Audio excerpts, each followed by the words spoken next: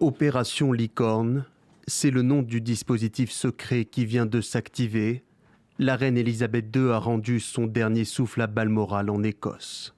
Il implique d'abord la suspension du Parlement écossais. En attendant les funérailles nationales, la dépouille sera ensuite transportée à la cathédrale Saint-Gilles d'Édimbourg pour les premiers hommages à la monarque. Dans le train royal, le cercueil quittera ensuite l'Écosse pour l'Angleterre, les étapes du protocole London Bridge, minutieusement préparées depuis les années 60. Tous les drapeaux à travers le pays sont mis en berne. Au son des cloches de Big Ben, les deux chambres du Parlement se réunissent dans la foulée, avant une allocution du prince Charles à la télévision. Mais ce n'est que le lendemain, à 11h précises, que le fils succédera à la mère pour devenir le roi d'Angleterre, lors d'un conseil organisé au palais Saint-James.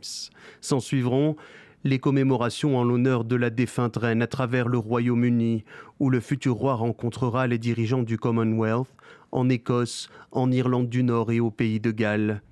La reine est morte, vive le roi, mais le royaume entame un deuil national de 10 jours, dès le décès d'Élisabeth II. Dans les jours qui suivent, comme le veut le protocole, le cercueil de la monarque est transporté du palais de Buckingham à celui de Westminster, au cours d'une procession militaire dans les rues de la capitale Londres. La dépouille de la reine est ensuite exposée 23 heures sur 24 pendant 3 journées. Élisabeth II reposera dans son cercueil avec l'orbe, le sceptre et la couronne impériale. Il lui avait été confié en 1953 lors de son couronnement. Le temps pour tout un peuple endeuillé de lui dire adieu avant l'enterrement qui aura lieu à l'abbaye de Westminster 9 jours après sa disparition.